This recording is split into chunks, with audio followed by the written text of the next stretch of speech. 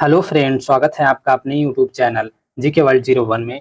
इस वीडियो में हम पढ़ेंगे रेलवे जीके जीएस से 25 महत्वपूर्ण प्रश्न पार्ट 10।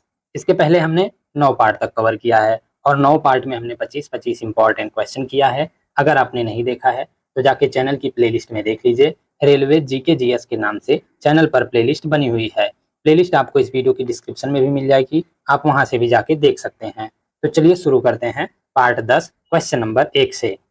क्वेश्चन नंबर 1, कौन सा भाग हाथी के गज दंत के रूप में बदलता है? ऑप्शन ए रदनक, ऑप्शन बी दूसरा कृंतक, ऑप्शन सी अग्र चवर्णक, option D चवर्णक।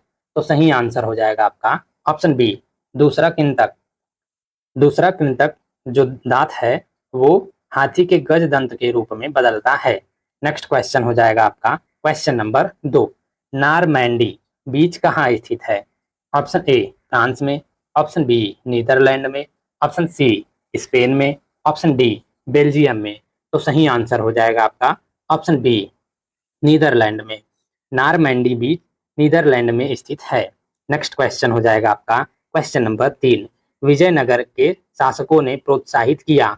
Option A Hindi, Marathi और संस्कृत को, ऑप्शन बी मलयालम, तमिल और संस्कृत को, ऑप्शन सी तमिल, तेलुगु और संस्कृत को, ऑप्शन डी तेलुगु, उर्दू और संस्कृत को। तो सही आंसर हो जाएगा आपका ऑप्शन सी तमिल, तेलुगु और संस्कृत को।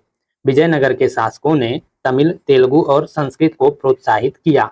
नेक्स्ट क्वेश्चन हो जाएगा आपका क्वेश्चन नंबर 4, निम्नलिखित में से कौन सा बल क्षयकारी बल है?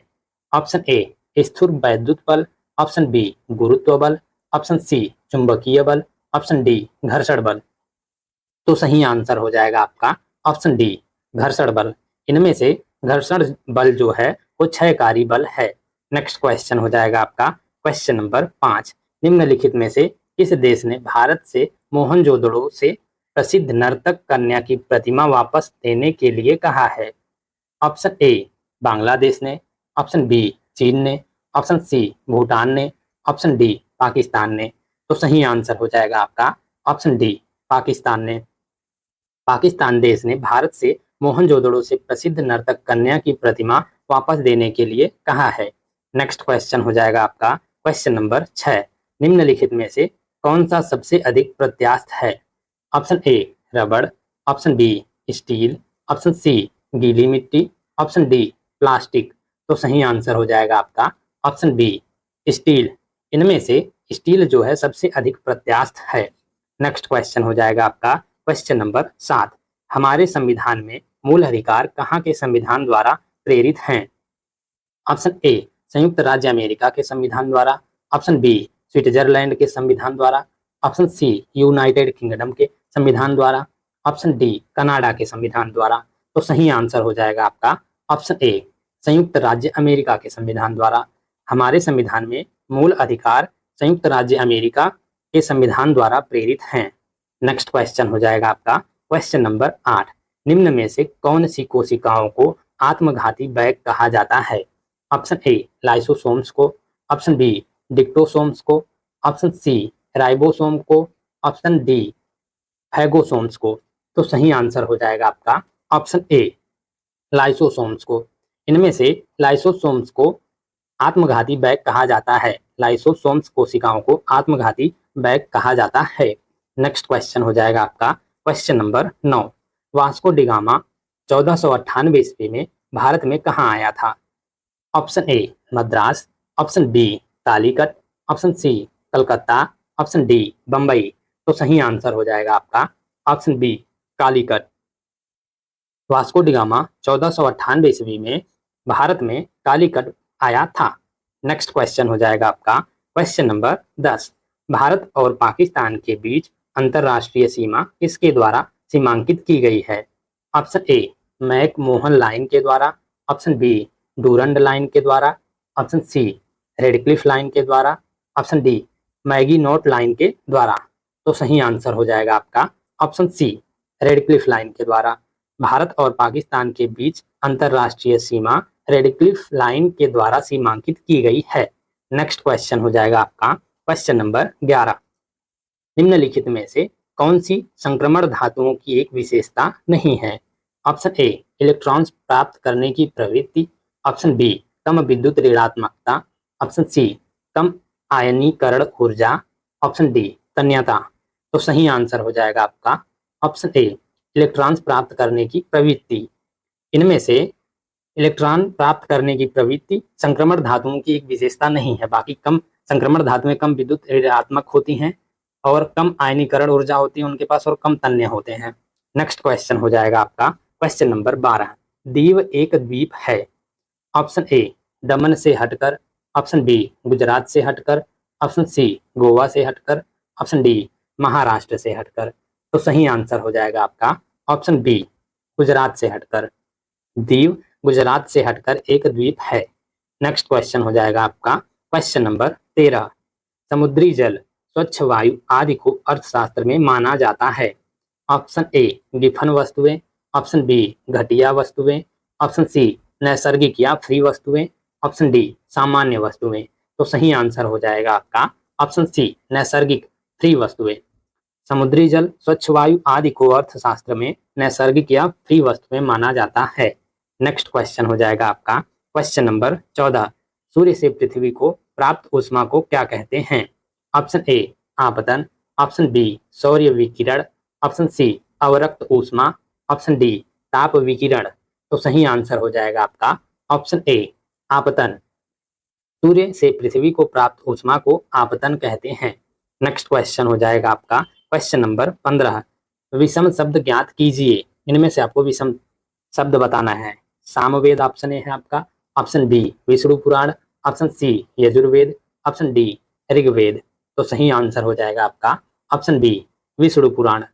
इनमें से विष्णु पुराण जो है वो विषम है, बाकी ऋग्वेद, सामवेद, यजुर्वेद ये वेद के प्रकार हैं। नेक्स्ट क्वेश्चन हो जाएगा आपका क्वेश्चन नंबर 16। निम्नलिखित में से कौन सी रेखा दो देशों के बीच सीमांकन रेखा नहीं होती? ऑप्शन ए अंतरराष्ट्रीय दिनांक रेखा, ऑप्शन बी मैकमोहन रेखा, ऑप्शन सी रेडक्लिफ रेखा, ऑप्शन डी डूरंड रेखा। तो सही आंसर हो जाएगा आपका ऑप्शन ए अंतरराष्ट्रीय दिनांक रेखा।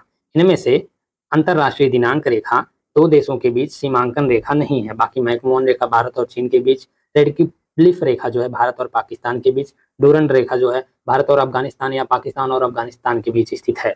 नेक्स्ट क्वेश्चन हो जाएगा आपका क्वेश्चन नंबर 17।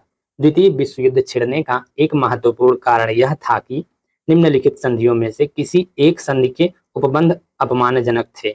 वह संधि थी ऑप्शन ए पेरिस की संधि, ऑप्शन बी लोराइन की संधि, ऑप्शन सी वर्साई की संधि, ऑप्शन डी ब्रुसेल्स की संधि। तो सही आंसर हो जाएगा आपका ऑप्शन सी वर्साई की संधि।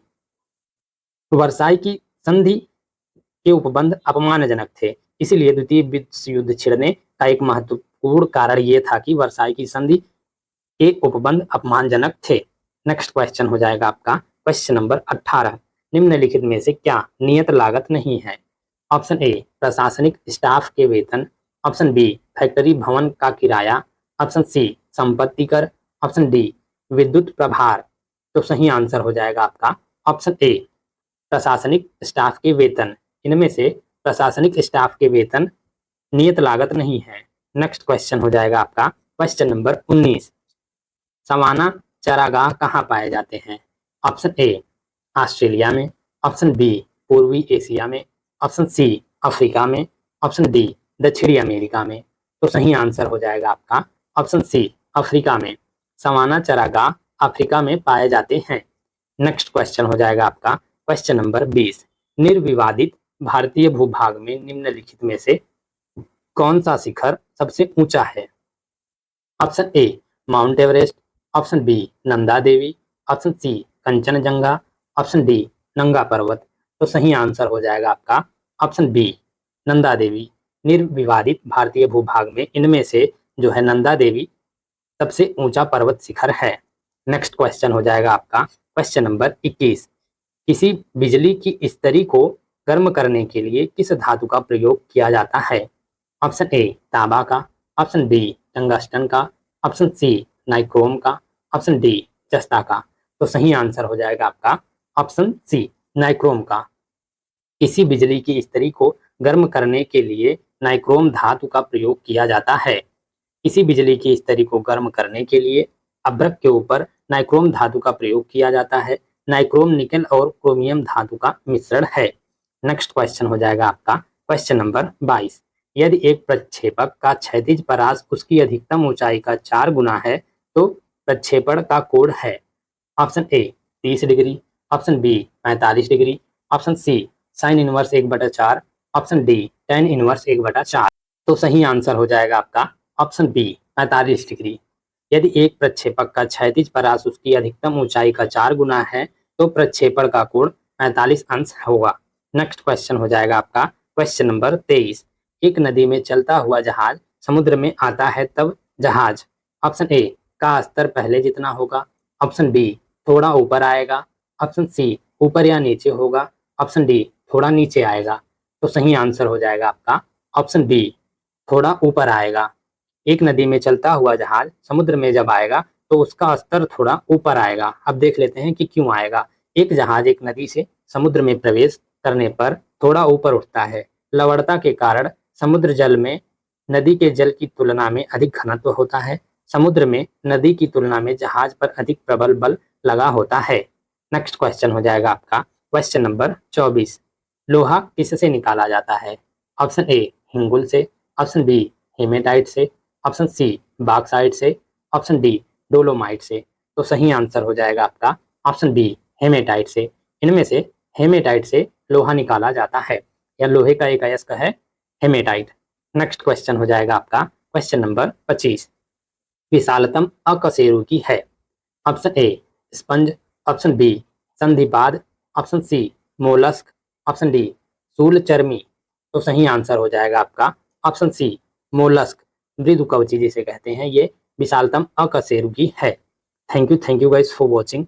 इस वीडियो में हमने रेलवे जीके जीएस से 25 महत्वपूर्ण प्रश्न पार्ट 10 कवर कर लिया है।